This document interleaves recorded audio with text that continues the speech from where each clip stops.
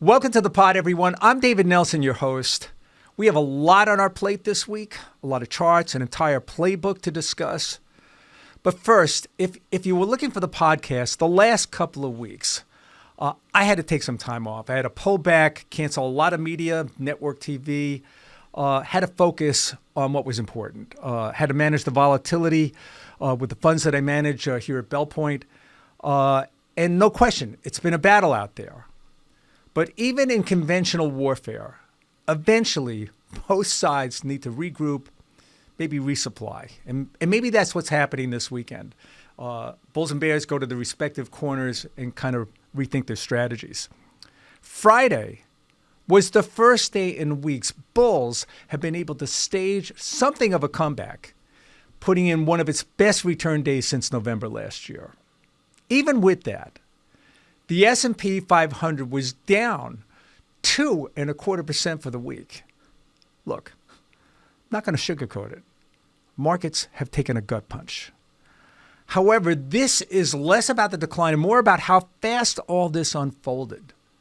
We're talking COVID velocity here. Coming into this week, large cap stocks are down about 3.9% year to date. Not the end of the world. But I think the velocity of this picked up really a couple of weeks ago. We saw Treasury Secretary Scott Bessent hit the airwaves, a lot of network interviews, kind of let the cat out of the bag when he said, and I'm kind of paraphrasing here, we are not going to measure our success by returns in the stock market. They're willing to accept market volatility. They mean to change the trajectory of government spending and reshape the U.S. economy. Whether you are for or against this process, it is happening. And my job as a strategist and on-the-line portfolio manager is how to navigate this change and pilot the aircraft through the rough weather ahead. When the market sniffs out the government's okay letting stocks take a hit to fix a bigger economic problem, uncertainty creeps in. That uncertainty is kryptonite to risk assets. We hit our 10% correction as of Thursday's close, and right on cue, markets staged a comeback the following day. Reversion to the mean, it's a very powerful force. I'm a charted market technician, a CMT. I'm not really a chart guy. Some traders live and breathe charts thinking the squiggly lines explain away everything. I'm not really in that camp. But sometimes a picture is worth 1,000 words. If I go back 3 years, and I'm choosing 3 years because this way we can include a bear market and bull market combined, we can paint a linear regression line, that red line on that chart there, with two standard deviation lines above and below. Right on cue, when we hit the lower level, we get a relief rally on Friday. The trigger or excuse was Senate Minority Leader Chuck Schumer's decision to navigate some key procedural hurdles to let the CR or continuing resolution come to a vote. The CR passed, and the president signed the bill over the weekend. Got a funded government for the next 6 months. This, of course, enraged progressives. But that's another story. So is it over? Every talking head will tell you that market bottoms are a process. That's because the truth is we really don't know. The very fact that diversification is working for the first time in more than a decade should tell you a lot. In fact, it's a game changer. The volatility, that's your wake-up call. All in on stocks works when you're 30. But if you're north of 60, it is time to rethink that risk. The market is calling. It's for you. Answer the damn phone. Welcome to the Money Runner. I'm David Nelson.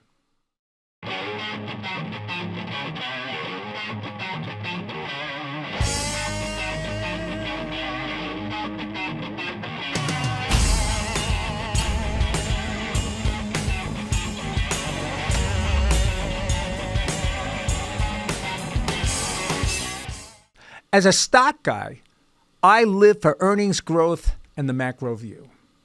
Right now, the macro is flashing yellow. Recession odds are climbing, not a lock, but some pundits peg it at about 50%. That's actually worse than 100%. because indecision paralyzes markets.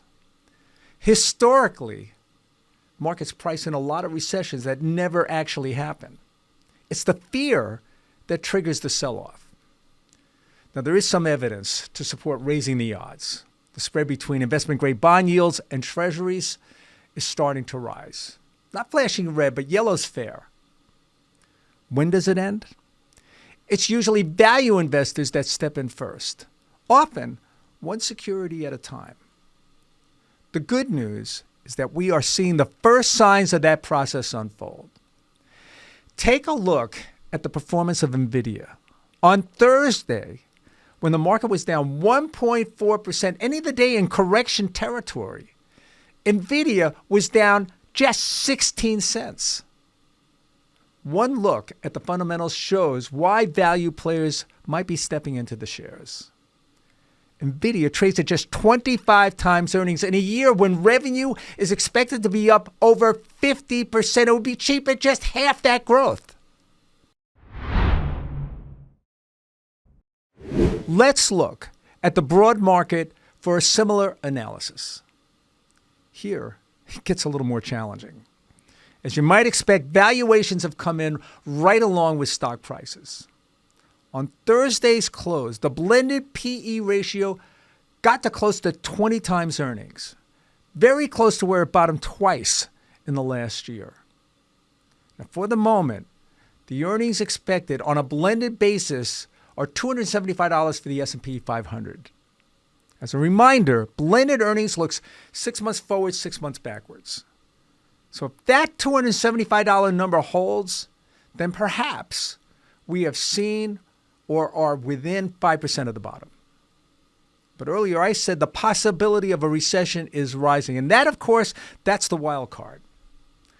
Let's take that $275 number and give it a 10% haircut, bringing potential earnings down to $243. Even if I'm generous and I give that a 20 times multiple, you get to $48.60, or a little more than 13% lower than Friday's close. Look, these are what-if scenarios and projections. And I'm not so arrogant to believe that these projections are gospel. I did this same analysis in March of 2009 and predicted the S&P 500 had another 15% of downside. Well, of course, the rest is history. March was the bottom, and the market never looked back. Diversification. Let's be honest. For more than a decade, diversification has been a dirty word.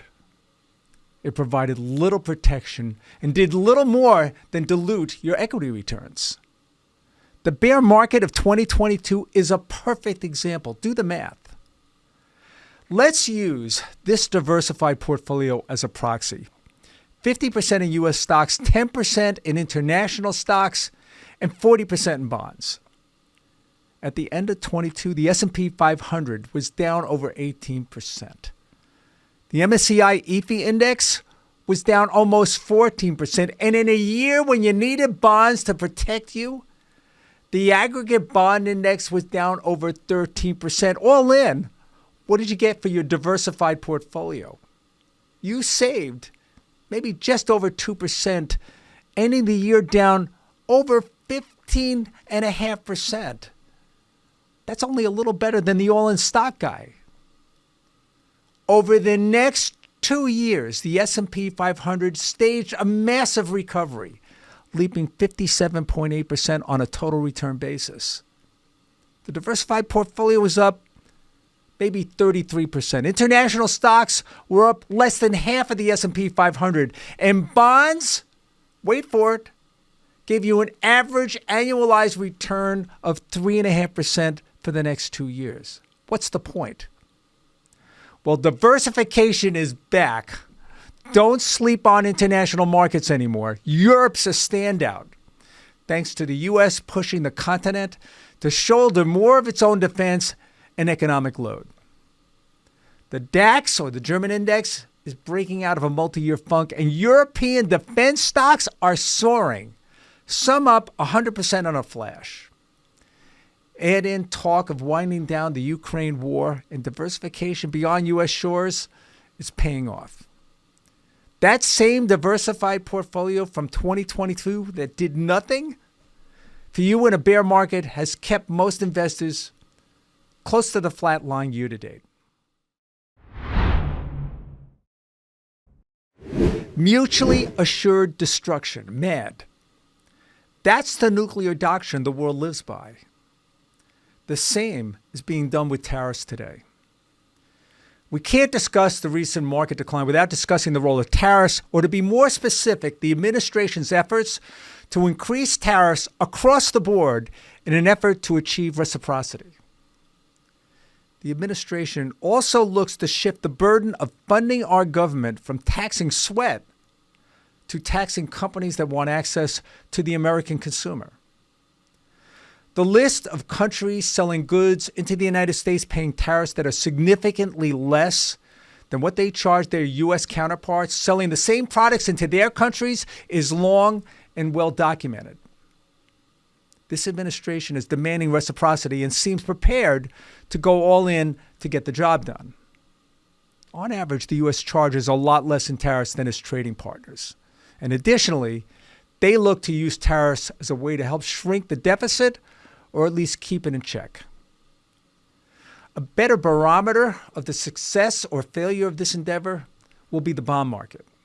Now, so far, 10-year yields are headed in the right direction, about 48 basis points lower since taking office. Here's where I come out. The truth rarely lives on the extreme. In the long run, trade wars are counterproductive, but are sometimes necessary to force your trading partners to the negotiating table.